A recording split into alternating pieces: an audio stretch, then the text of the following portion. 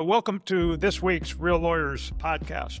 It's where I sit down with people selfishly that I'd like to talk with personally, as opposed to listen to them have a conversation with somebody else. It's people whose stories I find interesting and people that I can learn from, especially in the world of digital publishing, and especially in a digital publishing world where things are changing so dramatically with the advent of AI and forms of social media that may continue, may sunset, Google may change. So this podcast is more about the more than lawyering aspect of legal tech. It's about how the law is being shared by professionals, how lawyers are publishing to build a reputation, and, what firms are doing, what they're not doing. It's my pleasure to have Guy Alvarez here today. I've known Guy for a long time, and he's somebody that I've learned a heck of a lot from. He's published online and from meeting with him any number of times. So he's been in the space, when you say the space of legal publishing, digital media, for a couple decades.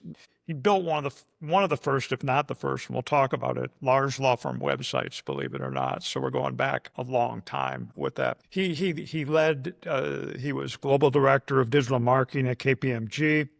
He helped reinvent CLE delivery at the Practicing Law Institute. And then 2011, at the advent of social media, he founded Good to Be Social, which was taking off in legal, the social media aspect. And he stepped in and advised firms in the next frontier of legal business development. They became really a preeminent firm on social media. I mean, how did this all start? I mean, I've had some of these general conversations, but you also, you were a practicing lawyer too. I mean, where are you originally from? Well, first, let me say, Kevin, thank you for having me. It's a pleasure to be on the podcast and always a pleasure speaking to you. And I also learned a lot from you. So I am originally from Mexico City. I was born in Mexico City, went to an American school in Mexico City, and then came to Miami when I was 14 years old. I went to Brooklyn Law School, and out of law school, I had good grades, not great. I was at Law Review. And because of my background, I wanted to get into international trade law. So there weren't a lot of vacancies at international trade law firms and boutiques. And I was having a really hard time getting a job. And one day I was at a Barnes & Noble and I picked up a book called How to Make Money on the Internet. It had nothing to do with law firms or the legal industry. But I read it and I was like, how can this apply to the legal industry? And the next day I had a job interview and I kind of sold myself as an internet expert and I got hired. And that's really how it all started out. So from there, I went on, I started working for this firm. This is a small boutique firm down in the Wall Street area. Every day on my way to work, I would walk by the Court of International Trade and they would have these Federal Register flyers out, basically just summarizing the most recent decisions. So I would pick one up. I would go to the office. There was no social media back then. There was these things called listservs, if you remember those. And I had created 2 of them. And I would just go on there and say, hey, this just happened. This is what it might mean for your business. If you're interested in learning more, get in touch. And from there, we picked up the second largest cotton exporter in the United States as a client.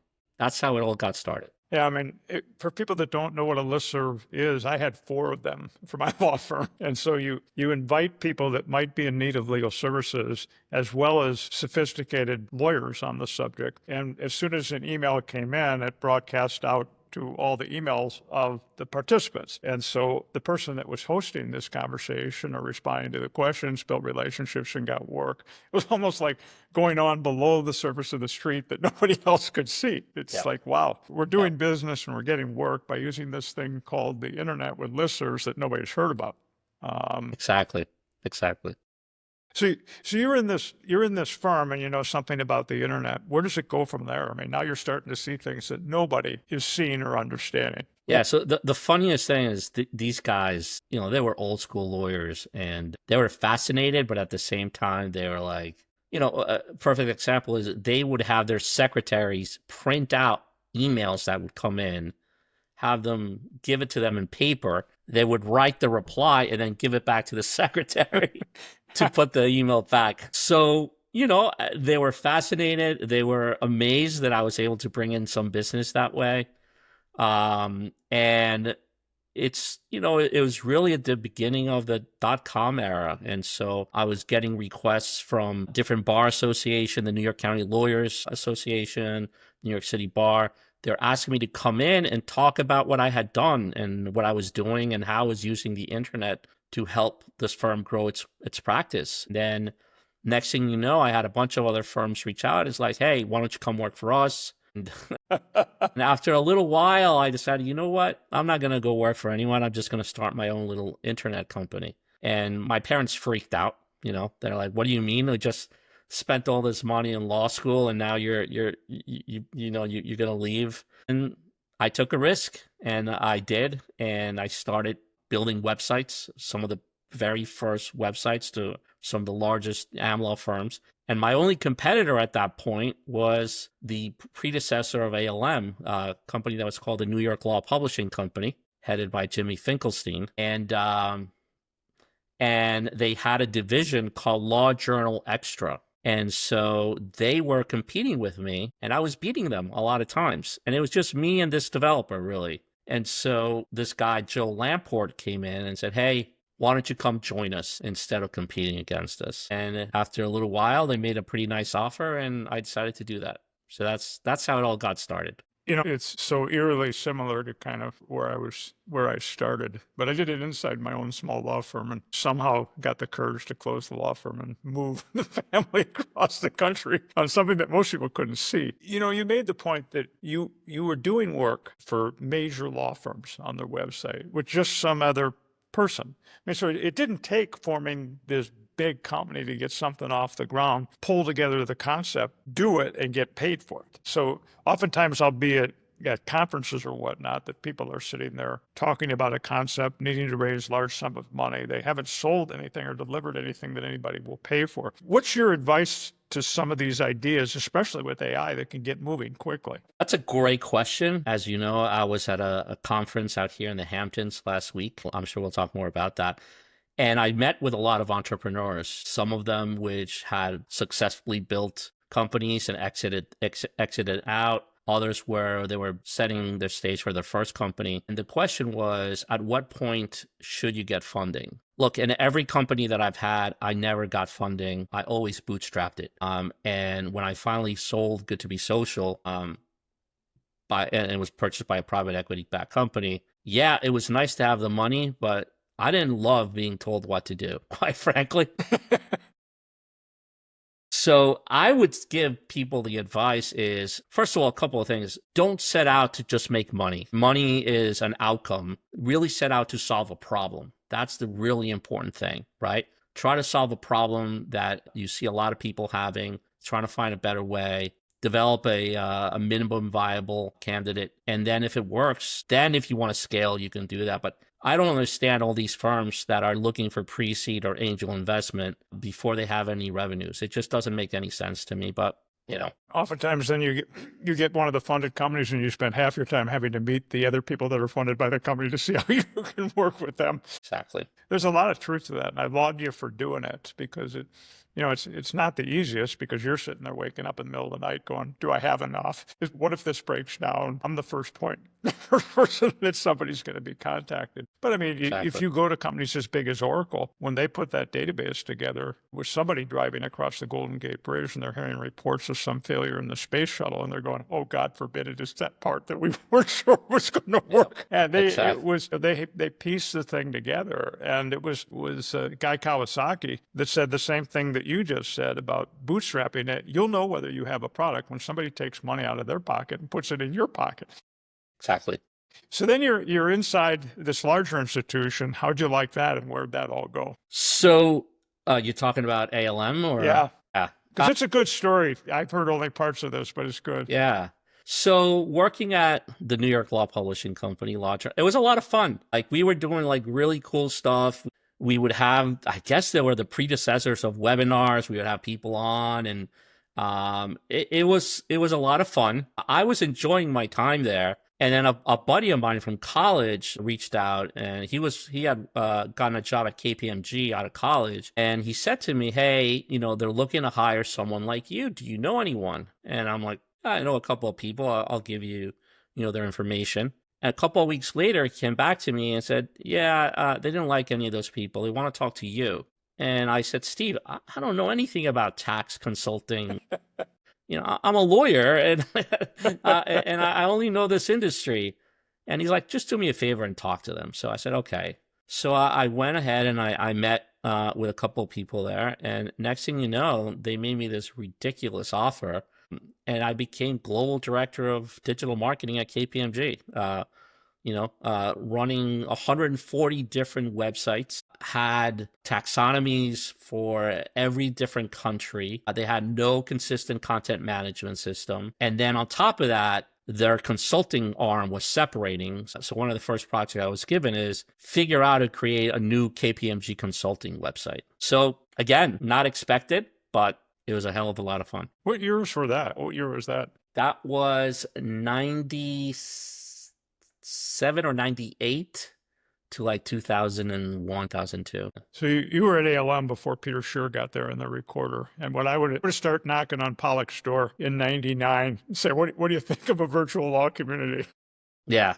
So I was there when Jimmy left, Pollock took over. I met Bill Pollock, and it was interesting. Yeah, and for people that might be listening, there was the tech industry going on in California, obviously, but the center of digital media was really New York, and you had companies, internet.com, web.com. Where were your offices when you were at KPMG? So I started out in Montvale, New Jersey, but I had a weird reporting structure. So I reported to two people. I reported to the international chief marketing officer and the international chief knowledge officer. And they hated each other. So they tried to play me against one another. And that was hard. That was very hard. But I'm grateful for that experience because it really helped me to understand culture inside of firms. And so anyway, so I was in Montvale, New Jersey, but they built a state-of-the-art knowledge office in Boston, Massachusetts. So I was traveling to Boston every week, Monday through Friday, and working in this really, really cool space. Yeah, it's, the things were out, I go back to ALM, we're on Fifth Avenue, basically a publishing and media company. Martindale was over in Jersey by Bell, trying to figure this whole space out. I laud you for staying on and learning and having that opportunity in a larger corporation. Spiritually, I lasted about 6 weeks at LexisNexis when they acquired my company, and I found out that, I heard phrases like, let's hit a single or double before we try something significant like that. And Yep. That was tough, so you learned a lot. How'd you end up over at PLI? Because, I'll tell people it might be the time that I met Guy. I get a phone call from Vic, and he says, hi, I'm, running this PLI. It's an X million dollar company. I heard about you. I'm told I should talk to you. It might have been you, because you knew all this stuff already, and you just need to get maybe an expert with a briefcase that was across the country to come in and say it. I mean, how did that all come about? We ended up with PLI, and maybe even how I ended up coming in and meeting with the folks there. So what happened is I was doing, again, this is really the heart of the .com era. So what PLI decided they wanted to do is they wanted to have sort of little internet session for all of their big institutes, right? So whether it was the Bankruptcy Institute or their Securities Institute. So they asked me to come in and give about a 10 or 20-minute presentation on bookmarks for this, where can you find resources on the internet for this particular area of the law. And that's really how I got started. Sandy Geller and Arlene Bine. And then when PLI decided to create an online division, they reached out to me and they said, can you help us? And I said, of course, I'm happy to help. And I recommended a guy by the name of John Massandrea, he used to work for me when I was at Law Journal Extra.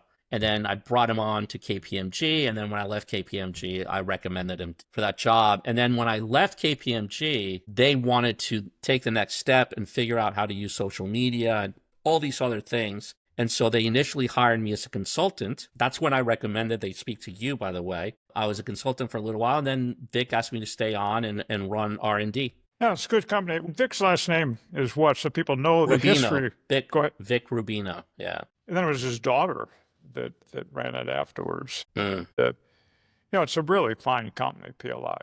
Fantastic. Yep. I probably scared the hell out of everybody after about 2 hours. And I go, well, do you understand that you got a media empire here? Because I was looking at all the publishing and I'm going, my God. Yep. Yep. And then you looked at it, it was a who's who was doing the publishing and teaching. Man, Yep. it was a library there, and Absolutely. the facilities that were there for teaching and whatnot. It blew my mind as to how you could turn that into, today I think maybe people would see it at first, but Different I share these mindset stories today. with everybody because these are the early days that laid some of the groundwork to where we might be at. Then you get the wild idea to start, Good to Be Social. How'd that all come about where you said, I'm going to do this? So I started Good to Be Social sort of by accident. What happened is I was at PLI and I decided I wanted to get outside of legal because I figured if I really wanted to learn digital marketing, I wanted to see what the consumer companies were doing. So I left PLI and I got a gig as a consultant at Pernod Ricard, the second largest wine and spirits company in the world. And the way that they hired is they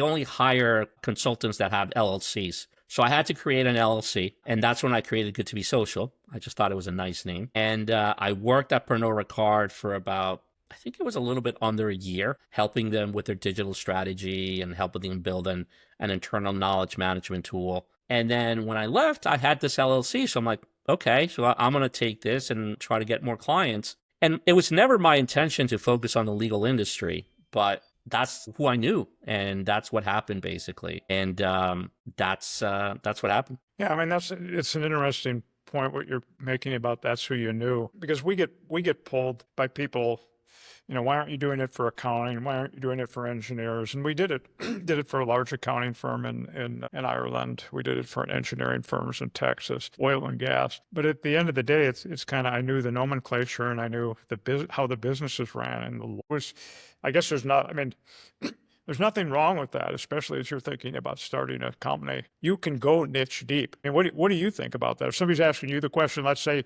you're out at a tech conference at the Hamptons for 2 days, and they're coming up to you and say, what's the importance of a niche? Where should I go? Should I go broad so I can do it for everybody? I mean, what do you think? For somebody been around the corner.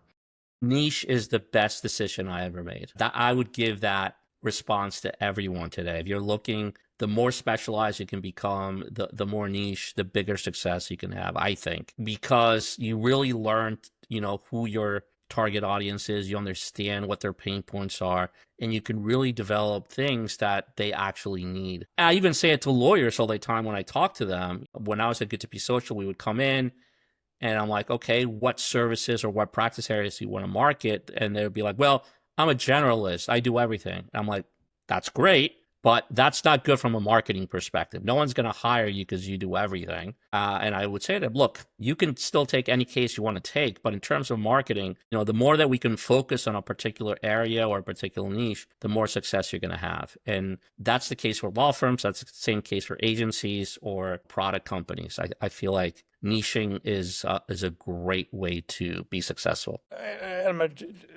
So let's talk about that for a second, and then get into some of the, what's going on in publishing today, because that's something that the firms still struggle with. They often define themselves by a practice area. So they'll say, okay, we're doing employment law, so we need to have an employment law publication. So that's just not going to work. I get beat down because, well, that's what everybody wants to do at the table, apparently. But then I look at the people that started in a niche that wasn't being covered. So if FMLA was a large topic, start on that. Believe it or not, there was no privacy law being published until Tanya Forsythe, who's now at the New York Times, was at Proskauer and decided that you could start a privacy law publication. Isn't it a slicing a niche into a niche into a niche and looking for how you become the star? It could even be all the way back into law school as to what you write. Absolutely. Like you said, even focusing on a particular practice area is not niche enough. You really have to dive into a particular topic and become the go-to person for that. How do you identify it?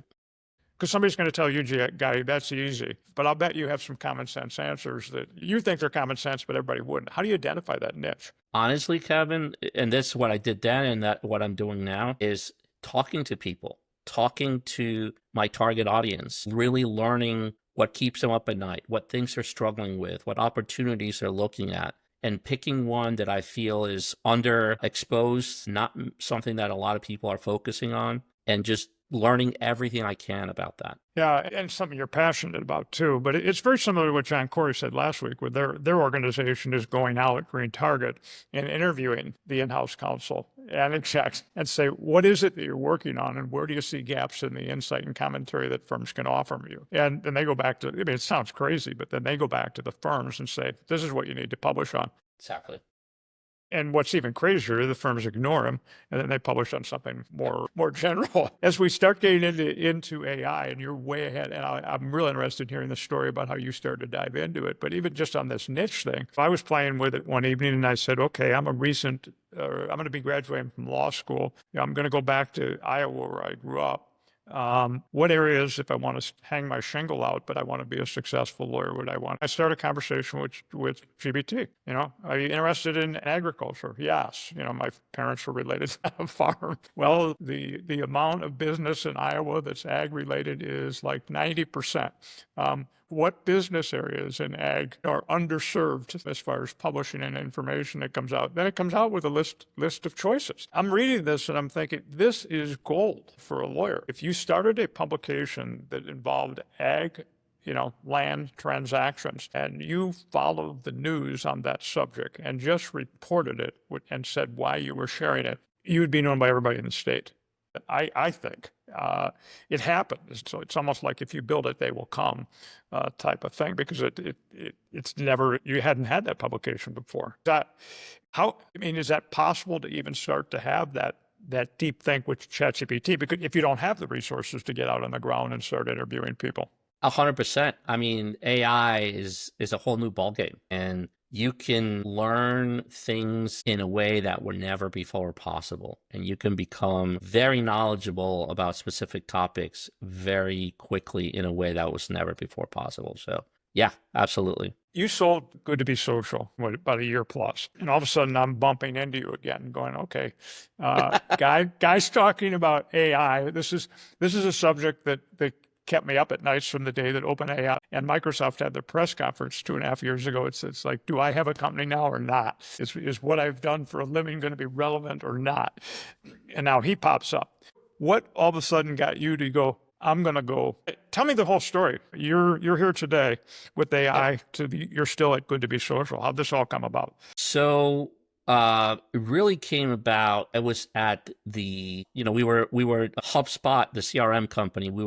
We became the #1 partner for them in the legal industry. And so I was having a lot of conversation with the HubSpot guys, and at their annual inbound conference, I was talking to one of their head of product development, and I'm like, what are you guys working on now? Because you're always ahead of the curve. And he said to me, it's all about AI right now. I go, ChatGPT? He goes, no, a lot more than that. And so I'm like, okay. And I'm like, can you tell me a little bit about what you think it can do? And he showed me how you could take a blog post and just dissect it and create social media posts and give you analysis. And I was like, holy shit, this is what we're doing at Good to Be Social. Now you can, have, and of course it's not going to be the same, right? You still need that human interaction and the ability to edit it. But it was doing stuff that we were doing in literally minutes. And I was like, this is a whole new ballgame. So that's really where I started to get really deep into AI. I formed a partnership with a company called Jasper AI. We became one of their launch partners. But the more I dug into it, the more I was fascinated by it, and I started to see, I'm like, this is like the .com boom again, or social media. Like, this is exactly what's happening now. And it happened before, but this is moving so much faster. And the impact it's going to have is going to be such a bigger impact than the technologies that I've been playing around with before. So, you took this time though, and you went out and started to learn. What did you do? You leave Good to Be Social. Today you have a company, Alvarez AI. What are all the things you did to just sink your teeth into it and to try to learn everything you could? I'm doing it still, Kevin. So the first thing I did is I did some research, and I found all the different courses that were available to learn AI.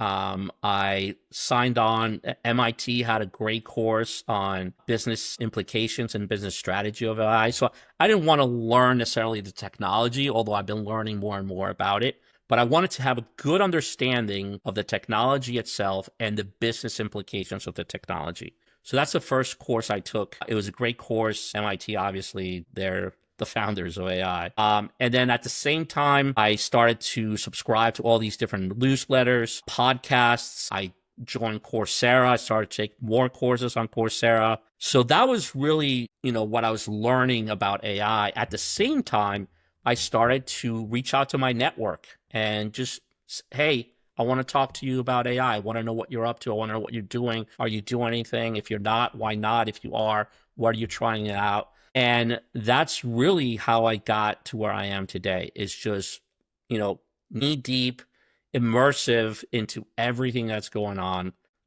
I'm still listening to at least 10 or 12 podcasts every week. I get 8 or 9 newsletters every day.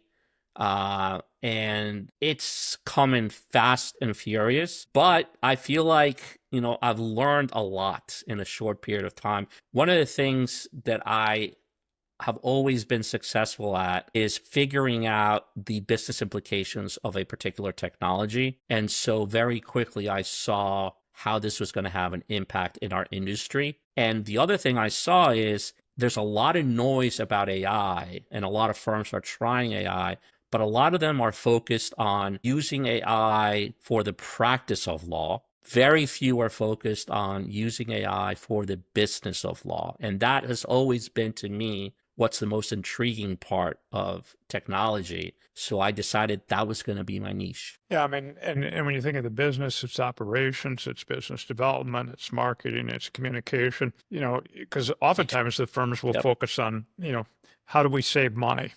So that's like, how fast can we lay off people? Will be making more money. It becomes a zero-sum game after a while. But I mean, you did a post not that long ago, even about where the firms were scared maybe of AI in certain respects. And dovetailing off the point you just made, well, maybe you should be thinking about where to use it in an area that can benefit you too, that's not so dangerous. How about in the area of business development, marketing, communications, that's outside the scope of, oh my God, you're going to do something horrific to the firm. How'd you start realizing that that was the way to go? Because it's something that I use with blogging. They were all afraid of giving the lawyers the opportunity to publish on a keyboard live. We allow them to use, Word and, whatnot, but that's kind of locked down.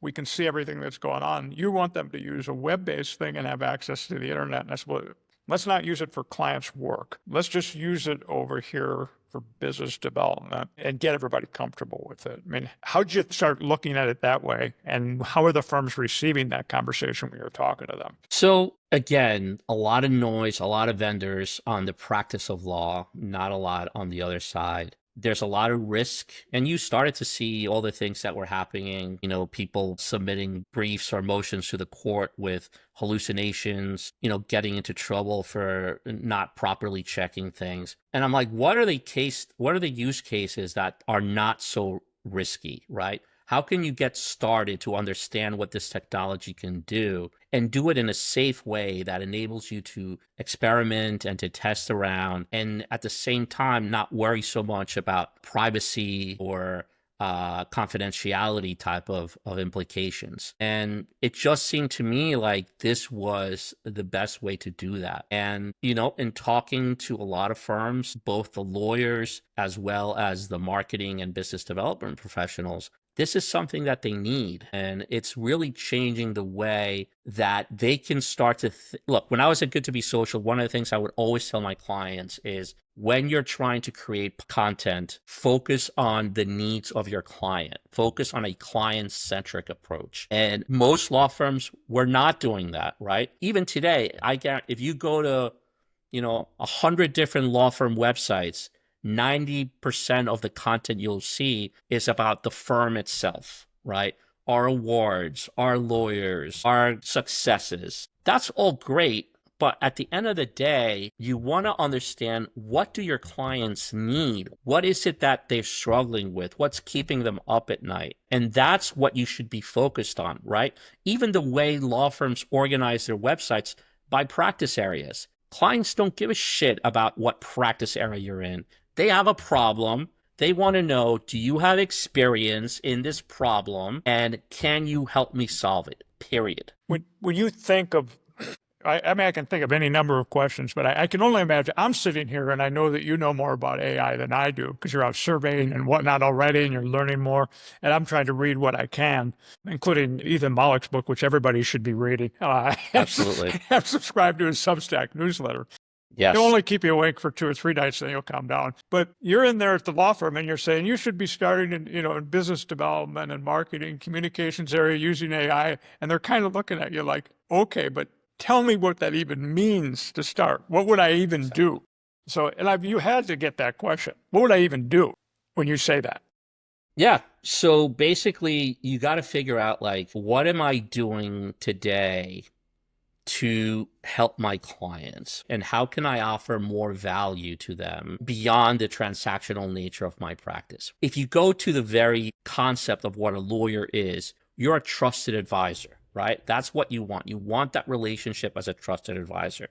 Well, a true trusted advisor is going to advise you not just when you have a problem, but also it's going to advise you as to opportunities or things that you might want to think about based upon how you're growing your business or what you're doing, right? So the ability to understand what your clients are doing, what the legal implications might be of what they're doing, and then helping them to navigate those when you have a conversation with them is really the most important thing that a lawyer can do.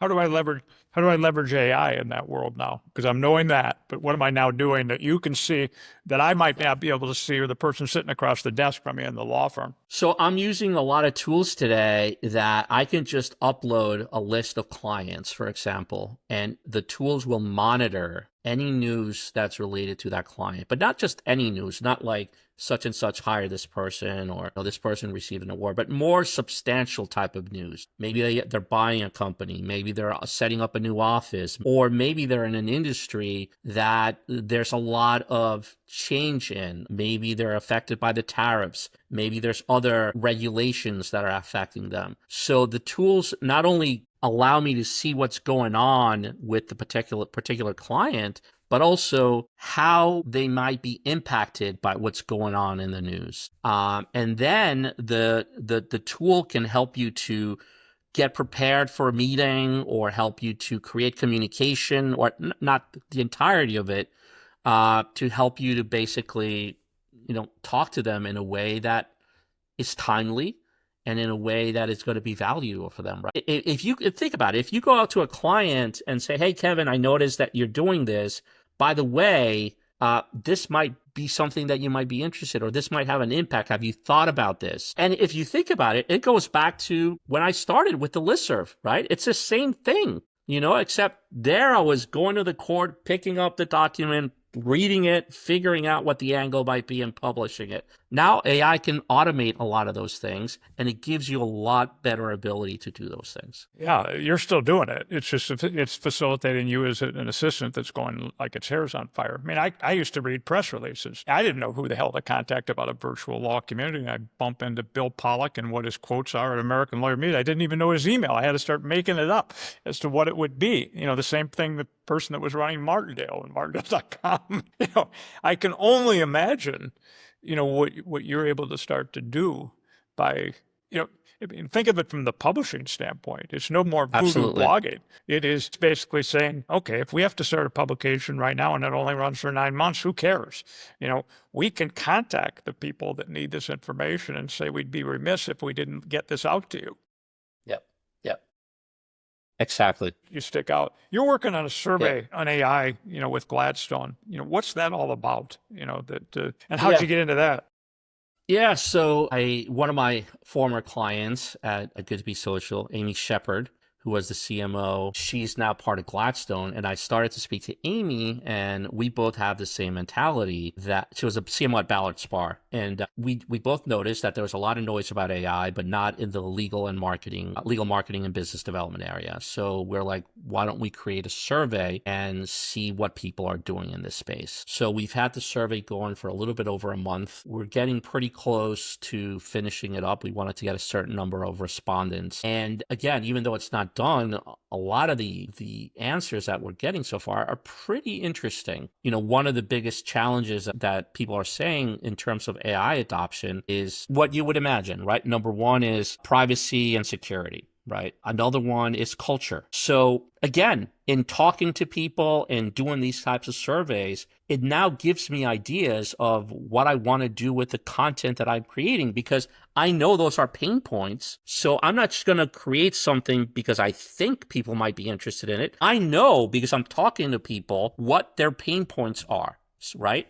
So now what I do is I say, okay, let's take culture as an example, because I just published an article today on culture. I said, okay, I went to Gemini, Google's AI tool, and they have by far the most amazing research tool. It's called Deep Research. All the LLMs have one, but I think Gemini's is by far the best. And I created a really good prompt, and I'm like, I want to know everything that you have about culture at law firms. And I want to know where it's come from, what the main things are, what the impact of technology has been, what are the firms that have been able to overcome it. So I did and it spit out 50 to 100 page document, research brief, in a matter of 10, 20 minutes. And by the way, it gives you a result with sources. So it's not like you can click on every source and see where everything is coming from, right? So I start with that. I then put it into another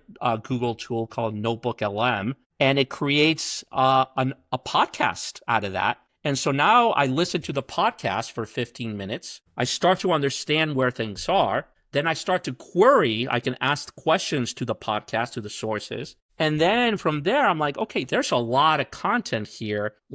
Help me break it down into a series, because I'm not going to publish it all at once. And it does that. And now I have a 4-part series that I'm not asking it to write it for me. Right.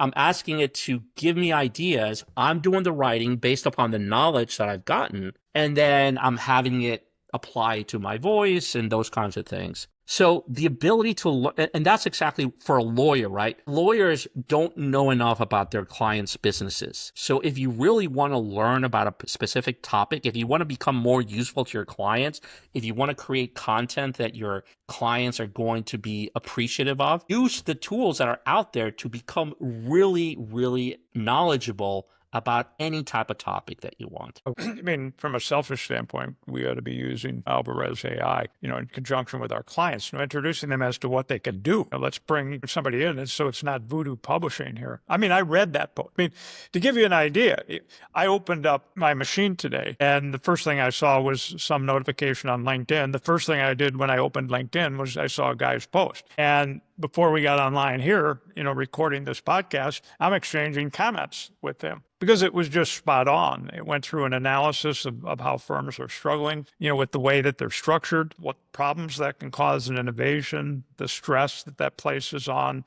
rising stars within the firms, and the challenges it causes managing partners. Breaks it down into pyramids that I can go through this process. It was great. And Guy's right. I mean, I look for the sources, so it's not this hallucinations that everybody thinks of. And I look at the source, so if I'm starting to get information on the history of publishing, where it sits in this space, let's get broader than just blogs and social media and whatever.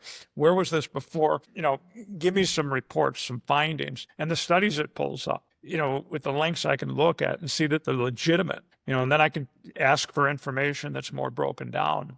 so I can start to frame it. I love the idea of saying, okay, turn this into a podcast so I can listen to it. Because Amazing. it's like the trial lawyer Jerry Spence said, give as many senses as you can, your fingers, your eyes, your ears, to digest what this is all about for purposes of learning. Google's been around, obviously, everybody might think it's a long time. It's not a long time for people as old as me. It's a portion of my life. But there was a time when Google didn't rank authority of lawyers. And now you have even the most preeminent law firms that are chasing Google rankings as a point of authority, where I'm not certain that the managing partner or the lawyers that bring in the most work to the firm rely on Google rankings and analytics for it. They had some level of authority and reputation. How do you think, nobody knows for certain, but based on what you know and what you're feeling, how is thought leadership authority likely to play out? And what should firms even be thinking about in that regard when it comes to publishing? It's interesting because I feel like the way people search is starting to already completely change, right? And I listened to a podcast, this guy, Paul Rotzer, who's the head of the AI Marketing Institute. They have a really good podcast called Artificial Intelligence Today. And he did something similar to what I was describing in terms of how he does his research. And he was, he's like, I gave it a topic, and the thing goes out there and creates a plan of how it's going to research. And the way that it knows to go to certain websites and it went to like over 100 websites, many of which you've never heard of, and then pulls it all together, and it'll read through some, say this doesn't apply, this does, and it's incredible. You can actually see the reasoning on these models and how they're doing and how they're thinking. And so search is completely changing, right? The idea of a human being going into Google and doing a search and then going more than a page deep to try to find the answers, like, why would you do that? Like, it doesn't make sense anymore, right? So then the question becomes, how do these LLMs, how are they figuring out what pages to search? What I've learned so far, and again, it's still a process, and is that it really has to do with authority, right? The more that these LLMs see your name or your firm's name, and you become associated with certain type of content, certain type of knowledge, they're going to go to you more and more and more. Building a personal brand and building personal authority is more important now than ever. Forget about keywords. Those are irrelevant now. It's all about authority. And there's no better way to create authority than by publishing content on a consistent basis, whether it's your own content or by giving opinions on other people's content. The more that these LLMs see you in a particular space, the more your authority is going to start to grow, and the more likely you will be included when you're asking these tools to do the research for you and to deliver back a brief that you can then take to analyze or learn from. Yeah, and I was thinking about the associates or rising stars in law firms like you were talking about in your post today. And I think of many that want to publish inside a law firm, but oftentimes they're basically told that we have to do content marketing. You have to write a piece that's only X amount of words long. And if it goes over 600 words, it can't be a blog post. It has to go in the white paper section or article section of our website. Not only does it demoralize the person, like you talked about in your story, but it becomes self-defeating for the person and the firm because they're losing this rising star, this person of authority. I don't know what your thinking is, but the firm's got to get beyond thinking everything is a piece of content that's going to require hits and analytics into who are our thought leaders and be publishing as thought leaders. It's not, does it go here or does it go there or is it FaceTime? It might not even be that the website is the right place for it because that's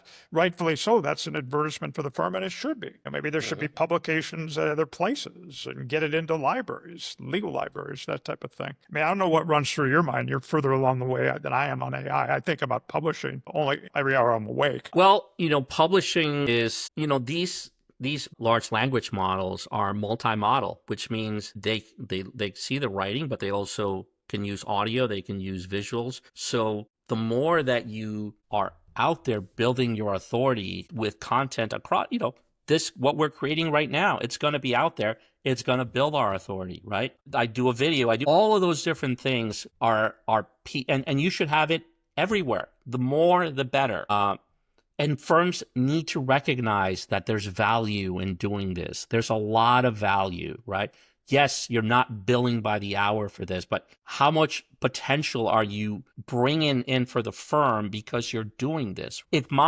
Going back to the beginning for me, if the partners at the boutique firm I started at didn't allow me to build these listservs and to take 20, 30 minutes of my day to push this stuff out, they would have never gotten those clients. They would have never, so you have to look at, there is a lot of value that you bring by creating this authority and by being in front of what your clients care about and being that trusted advisor. And there's no better way to do that than by creating valuable content. And it's better than spending the hour and a half on the content that's creating no authority, because that tends to go on too. Guy, how do people follow you and keep up to speed with what you're thinking and what you're sharing? Yeah, the easiest way is connect with me on LinkedIn or go to my website, guyalvarez.com. You can subscribe to my newsletter there, check out some of the other stuff that I'm doing. Pretty easy, guyalvarez.com. Now, that was Guy Alvarez, obviously. He's a founder and strategist and someone who's never stopped exploring, from everything I can tell, how lawyers could better connect with people that they serve. And the focus is people they serve and doing something you enjoy. Now, whether it was webinars all the way to AI to listservs and whatnot, he's kind of had his stamp of